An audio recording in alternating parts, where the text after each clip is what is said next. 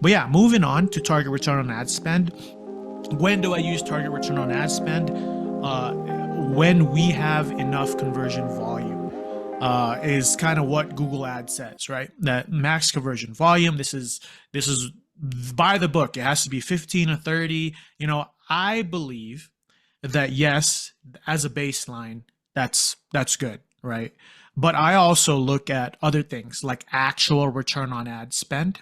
If I see in the last 30, 60, and 90 cascading upwards actual return on ad spend, and then maybe the current month and then the next month, you see it kind of like stay at a particular spot, then I'm like, okay, well, that's the ceiling of where I should set the target return on ad spend. So for me, it's not only the volume that comes in, it's is my actual historical actual return on ad spend, which you could calculate as conversion value over cost, is it consistent, right? Because I can get, if I'm looking at 3 months of data and I see, yeah, I'm seeing 15 or 30 conversions, but then the return on ad spend, actual return on ad spend is up and down. Where would you even set that? Are you leaving money on the table if you set it too high or low? So for me, it's not only just the conversion volume. Yes, that's the first qualifier, but understand where your actual return on ad spend is, and is that number consistent?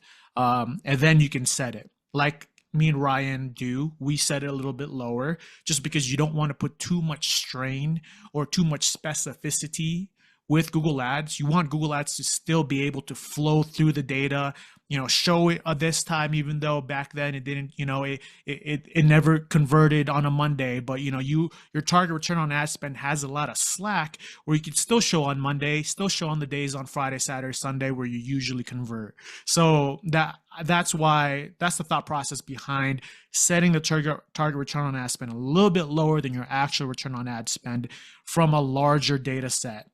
Some people say, but Gene, I have a target return on ad spend of 5,000. And I'm like, okay, is that 5,000 in the last 7 days? Or is that 5,000 in the last 14 days? Or is it an actual prolonged time where it's consistent? Any thoughts on that, on setting or target return on ad spend, Ryan? Yeah, absolutely. I know there's a bit of a what would you call it? A theme at the moment, kind of going around about using low target ROAS bidding strategies for standard shopping campaigns that work quite well. I've been testing that as well, and I've seen mixed results. I've seen some accounts where it's worked really well, others where it's not really picked up and performed that well. So I'm continuing to test it, but that's something where you get in that it's like 140% or and you say, well, that's really, really low. And it's supposed to be because Google says, well, I can outperform that. The barrier of entry is so low. Let me go out and get you a 200% or a 300% return. And I can easily get those for you. So it's going to bid more aggressively. It's going to get you those conversions, and it's going to outperform that low target that you set. I have not really set a target return on ad spend higher for a long time. It's always been low, like you mentioned. It's not been like, okay, well, I want a 10-to-1 ROAS, so let's set it at like 10,000% or whatever. I've always just kind of gone in low with it. So yeah, I mean, one of the questions I had for you was regarding TROAS, target ROAS. How do you scale performance? Like, what's your target ROAS strategy? Yeah, so it depends, right? If we're talking search, or if we're talking shopping, or if we're talking performance max. If we're Shopping. talking Let's go shopping. Yeah. okay. So for shopping, I would definitely look into dwindling the product groups. If you have a fat product group offering where you have 10 to 20 different products, and then you could see on the product group level of conversion value over cost, or ROAS. Well, anything that's under that particular conversion value over cost, or ROAS, that you're trying to set to scale, if you're trying to go from 3 to 4, well, anything that's under 3, maybe you start thinking of, okay, let's look at what the cost benefit is if I was to lose this particular product. Return on ad spend in theory could go up because there's no frivolous spend on that particular product. Just because maybe up against other products in that group, it just doesn't do as well. Or maybe just looking at that particular product, how can you get that conversion value over cost or ROAS up? Well, I go into the Google Merchant Center. That's a big thing. People forget that. Or you're at the mercy of Google Merchant Center. It doesn't matter if your product page is good, but you're at the mercy of GMC. So go into the GMC, switch around the titles. Switch around the titles. A lot of people don't even use the 300 or 500 character titles. They're using like 20 words. Not keyword stuff, guys. Okay, let's not do that. But let's be descriptive, right? Let's be descriptive. Look into the descriptions. Right? Looking at your descriptions specifically for shopping. Did you use close to that 5,000 characters where you're not just, BSing on a couple different things, going on ChatGPT, you're actually describing the product. The more descriptors that you have on the Google Merchant Center side, that'll transfer into the shopping, and maybe it'll be put in front of people that are actually higher intent.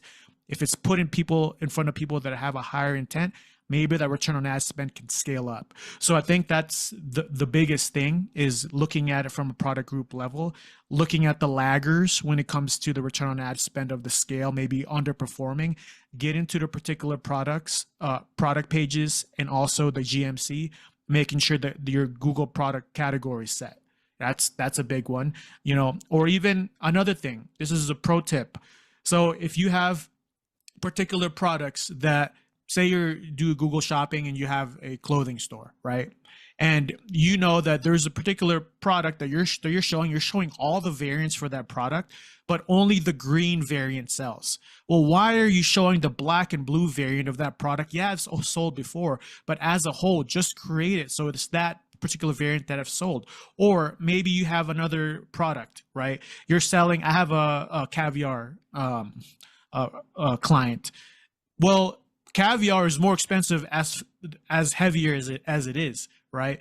We're just trying to get people to get on Google Shopping and click. All they have is your picture, your title, and your price. If you're showing the 10-ounce variant of a caviar and it's $10,000, and then the next one right next to it is 300, why don't you scale down and just show only the smallest, cheapest variant that's 2 ounce? And if they want to upgrade to that, they can do that because they already got the click and they could do on your product page. So those are the things that you have to, if you want to scale return on ad spend, especially on Google Shopping, make sure you get into the GMC, make sure you're looking at the particular shopping, actual search, and see who you're next to the competitors, and that you're not priced out of your competition.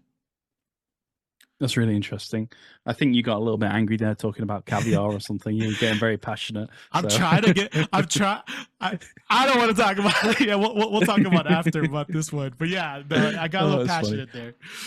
You did. No, it's great to see. But it sounds like we use the same methodology, because I do the same thing. If I see that return on ad spend isn't where it should be, the first thing I'm going to take a look at is the listing groups, the product catalog, product groups rather, on Performance Max, and start looking at, okay, well, where's the budget being spent? Where are we lagging behind on certain products? Is this product even breaking even?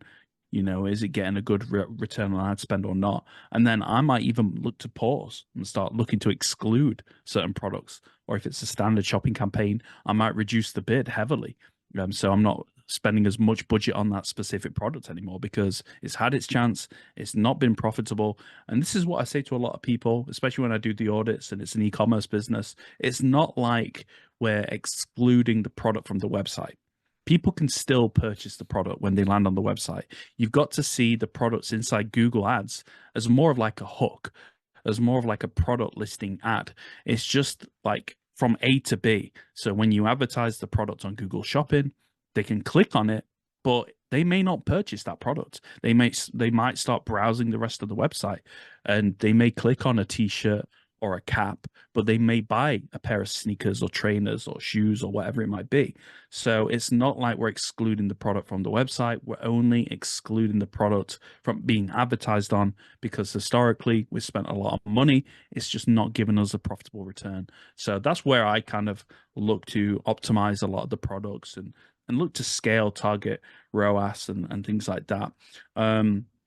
But again, something that I've experienced is that not all brands are created equally.